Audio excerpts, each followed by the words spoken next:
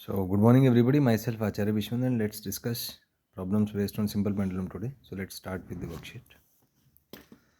So, here is the worksheet on simple pendulum. Here we are being given a simple pendulum जो कि A से B के बीच में oscillate कर रहा है एंड इसका एंगुलर एम्पलीट्यूड आपका अल्फा है और ये अल्फा बाई 2 एंगल है जो पॉइंट E और D है. So, first question is time period is. So time period is 2 pi root L by G.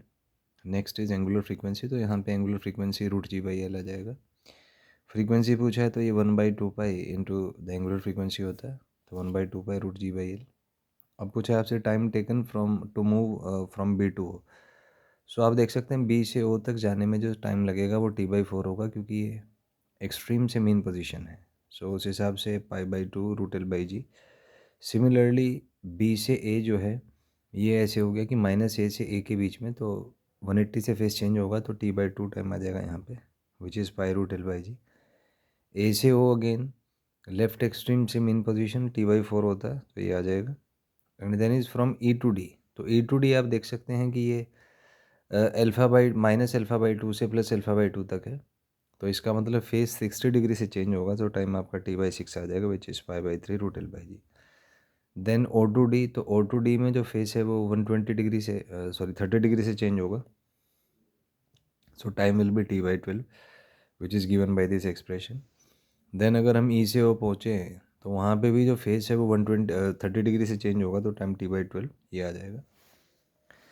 Next इसमें है लिफ्ट के केसेस हैं कि लिफ्ट अगर ए एक्सेलेरेशन G/2 से ऊपर जा रहा है तो टाइम हो जाएगा 2 पाई रूट एल अपॉन जी प्लस G/2. तो यहाँ पे 2 पाई रूट 2 एल बाई 3 जी आ जाएगा. अगर नीचे जा रहा होता है तो जी की जगह G माइनस G/3 यूज़ करेंगे तो ये टाइम आ जाएगा. फ्री फॉल होता है तो जी इफेक्टिव 0 तो टाइम इनफाइनाइट. और आर्टिफिशियल सैटेलाइट में भी टाइम इनफाइनाइट होता है. वहीं पे अगर इसको एक वेज पे रखा हुआ है और वेज के अंदर ये मान लीजिए एल लेंथ का कोई सिंपल पेंडुलम है और ये जी साइन थीटा से एक्सेलेरेट हो रहा है तो आप देख सकते हैं कि जो बॉब का एक्सेलेरेशन होगा वो जी कॉस थीटा आएगा with respect to the container. तो यहाँ पे जी को आप जी कॉस थीटा से रिप्लेस कर दीजिए. नेक्स्ट अगर कांस्टेंट वेलोसिटी से ये मूव कर रहा है, इसका वेलोसिटी कांस्टेंट है तो उस केस में भी क्योंकि इफेक्टिव एक्सेलेरेशन जी ही होगा तो ये again 2 pi root L by G आ जाएगा. नेक्स्ट इज अगर ये ए से एक्सेलेरेट हो रहा है तो जी इफेक्टिव रूट जी स्क्वायर प्लस ए स्क्वायर होगा तो ये आपका टाइम आ जाएगा.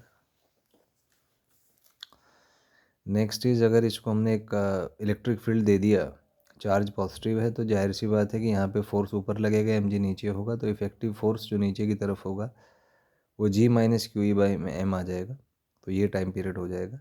वहीं पे अगर ई नीचे होता तो ये ऐड कर दीजिए इसको. नेक्स्ट क्वेश्चन है चार्ज नेगेटिव इलेक्ट्रिक फील्ड ऊपर है तो फोर्स नीचे लगेगा तो जी इफेक्टिव यहाँ पे G plus Q E by M और इस वाले क्वेश्चन में G minus Q by M हो जाएगा. वहीं पे अगर हॉरिजॉन्टल इलेक्ट्रिक फील्ड है तो ये जी की जगह G square plus Q square E square by M square ले लीजिए दोनों केसेस में.